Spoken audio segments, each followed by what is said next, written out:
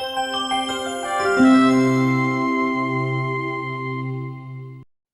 everyone, and welcome to this edition of Current Affairs Important Events. Today, we are going to cover the most important events of the week one for October 2021. So let's begin the session with the Nobel Prizes, which were announced in the last week, except for the Nobel Prize for Economics. While all other segments have already been covered, except for the economics, which is expected to be announced very soon. When it comes to medicine, this year, the Nobel Prize for Medicine went to two US scientists, David Julius and Ardem Parpazian, for the discovery of receptor for temperature and touch. If you talk about this category of awards, which is about medicines, till date, since its inception, a total of 112 prizes have been awarded to 224 Nobel laureates, out of which 12 were women Nobel laureates who were awarded Nobel Prize for Medicine. The Peace Prizes were announced a day before, and this went to two journalists, Maria Ressa from Philippines and Dmitry Muratov from Russia. And this was for their fight for freedom of speech and expression. Now, if I were to share some trivia about this category of awards, which is about Nobel Peace Prize, a total of 102 Nobel Peace Prizes have been awarded till date since 1901, out of which 18 women laureates have received the award till now. And it must be noted here that Lee Duc-Tho was the only Nobel laureate who actually declined the Nobel Peace Prize. He did not accept that Peace Prize. When it comes to chemistry, Nobel Prize for Chemistry 2021, it went to Benjamin List and David W.C. Macmillan for their development of asymmetric organocatalytic. So this is a very significant award, and for each of the categories, you must remember the names, and very important to go back into the details of this category of awards. Nobel Prize for Physics this year have been awarded to three people, Ukoro Manabe and Klaus Hasselmann. They together shared 50% of the award, and Giorgio Paris shares the remaining 50% of the award when it comes to physics. And they have been awarded this prize for their understanding of complex physical systems. When it comes to Nobel Prize in Physics, a total of 115 people have been awarded, and four of them, a total of 219 people actually have been awarded, and four of them being women candidates. Abdul Razak Gurnah from Tanzania received the Nobel Prize for Literature for his uncompromising and compassionate penetration of the effects of colonialism and the fate of the refugee engulfed between cultures and continents. So this was the reason why Abdul Razak received or bagged the Nobel Prize 2021. When it comes to literature, and the interesting fact here to understand is 16 women laureates have been awarded Nobel Prize for Literature since its inception, and a total of 114 prizes have been awarded to 118 laureates till now. So that was about Nobel Prizes 2021, and hopefully by today or tomorrow, the Nobel Prize for Economics 2021 will also be announced. On a significant development, Tata Group wins the Air India bid. So it's kind of homecoming for them, because Air India was initially a Tata company, and it was started by J.R.D. Tata in the year 1932, and he flew between Bombay and Karachi in the 1992, and he was the first pilot to do that, and that was Tata Airlines. Almost after a gap of 60 years, Air India is coming back to the Tata Group, and that's because they, through their private subsidiary, Thales Private Limited, won the bid after they quoted 18,000 crore rupees against the reserve bid price of 12,906 crores. The other bidder was Ajay Singh, who is from SpiceJet, and his consortium, the consortium led by him, bid 15,100 crores. Of the 18,000 crores, roughly around 2,700 crores will be given to government as a cash. Rest will be used as part of the debt restructuring. It must be noted here that Air India is having a total debt of close to 65,000 crore rupees. and Government of India will absorb a debt of rupees 46,262 crores out of that. In 1949, looking at the history of the Air India, it was in only 1949 that Tata Airlines became a public company and was known as Air India Limited. And in 1953, the Government of India nationalized the Air India and it became the national carrier. And so that's why we would say that this is kind of homecoming or ghar wapsi for the Air India to the Tatas. The government on the environment platform is proposing some changes to the Forest Conservation Act, and they are planning to absolve the agencies which are involved in national security and border infra projects from obtaining prior forest clearances from the center. So this would require a change in the Forest Conservation Act, which was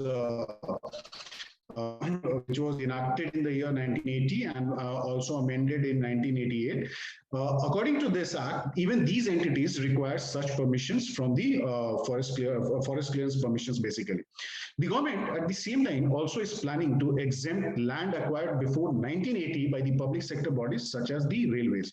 While there is always an opposition coming from the left front to this plan, but this is now in public domain for discussions and debate, and this has just been notified. So hopefully, basis the representation, basis the discussion, government may plan to take it further. So that was from the environment aspect. Now, this is something which is very important from your exam perspective as well. We are talking about Pandora Papers, and we all understand the repercussions, consequences of such leaks. So this paper has been published by ICIJ, which is International Consortium of Investigative Journalists, and they have based this report on leaks of about 11.9 million documents from 14 financial services companies. And it names quite a dozen of heads of states and government, including the King of Jordan, Czech PM, almost 700 Pakistanis, and including some 300 Indians as well. Talking about the names, the prominent names from India, that includes Anil Ambani, Vinod Adani, Jackie Shroff, Sachin Tendulkar, Neera Radia. I hope you all remember the controversy, the Neera Radia tape controversy. Kiran Majumdar-Shaw, husband, has been named in this, and Satish Sharma. So these are some of the prominent names from India, and the government has already come out and stated that this will be investigated, and we are looking into the matter very seriously. More than 2/3 of the companies were set up in British Virgin Islands, considered to be a tax haven. So this comes after the Lux leaks of 2014, followed by Panama Papers, Paradise Papers, and FinCEN. So this is a very important development and must be watched and must be followed upon. This is likely to have consequences. The government is already planning action on this, but they are waiting for the complete report, which is coming in phases. On the judicial decision front, Supreme Court directed the states that they should not deny the rupees 50,000 ex gratia amount, which each of the families of the persons who had died due to COVID-19 are supposed to receive. The National Disaster Management Authority, under the Disaster Management Act, proposed this grant of ex gratia of rupees 50,000 from the State Disaster Response Fund, and for which the district disaster management authorities have to make the disbursements, and all the claims have to be settled within 30 days of document submission. Some of the states had contended that the cause, which is the virus, is not mentioned on the death certificate, and this ruling came based on that actually. So Supreme Court has directed, irrespective whether the virus has been mentioned as the cause of death or not, if a person has died due to COVID, the family is entitled to receive 50,000 ex gratia as per the ruling or as per the proposal by the National Disaster Management Authority. The disbursement of this amount will happen through Aadhaar-linked direct bank transfers. So the amount will be directly transferred to the nominee or the immediate family member of the concerned person who died due to COVID-19. On the medical front, WHO, World Health Organization, endorsed the first anti-malarial vaccine, which was under pilot under part of the pilot program at Ghana, Kenya, and Malawi. The vaccine, to be known as RTS-S, is to be administered initially to the children of sub-Saharan African and other countries with having moderate to high P. falciparum malarial transmission. So this is a significant development on the medicine front, and this is for the first time that an anti-malarial vaccine has been designed and is going to be administered while WHO has completely endorsed it.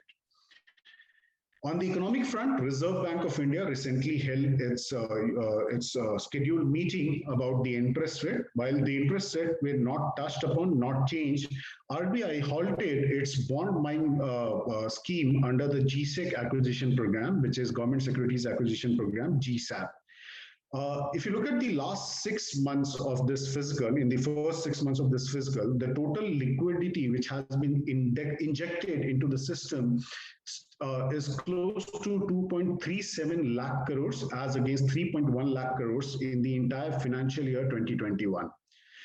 In that meeting, RBI also retained its growth forecast to 9.5%, the growth of the Indian economy to 9.5%, and while cutting the projection for the average inflation to 5.3% from earlier projected figure of 5.7%. The RBI, in the meantime, expects to hike the repo rate by almost 25 basis points by the end of this fiscal, which is fiscal 2022. In another significant move, Reserve Bank of India has raised the IMPS, which is instant money transfer among the accounts. The limit, which was earlier till 2 lakhs, has now been revised to 5 lakhs. This is a welcome news for those who are looking forward to transfer the amount immediately. Some of the other important news which were in limelight in the last week, which is October week 1, we all understand what happened in Lakhimpur Kheri. While there are different views, but 8 people, including 4 farmers, died in that incident. And the investigation by a special investigation team is already on. And in fact, the minister's son has already been taken into judicial custody.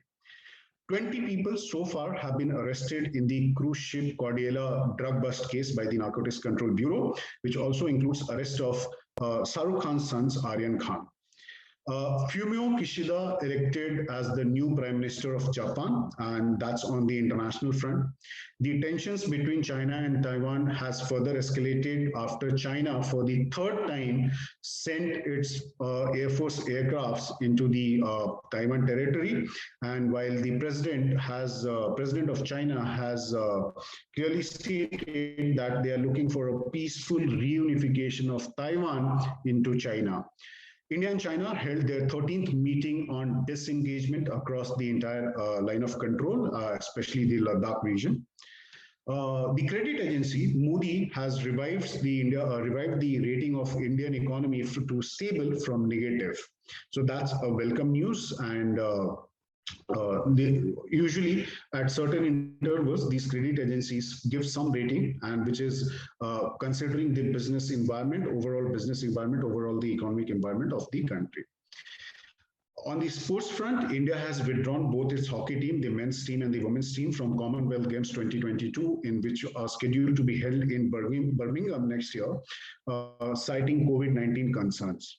So that's all the major news if we talk about the first week of October, that the major happenings.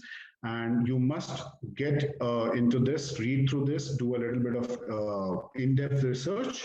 We bring you to these sessions every Monday around 7 p.m. This month. So you'll get to know more about the important events. We'll look at more important data, more important and some important data digging and analysis about the important news which were there in the previous week. Thank you so much, and do subscribe to our YouTube channel and other social media platforms to receive regular updates and sessions like this.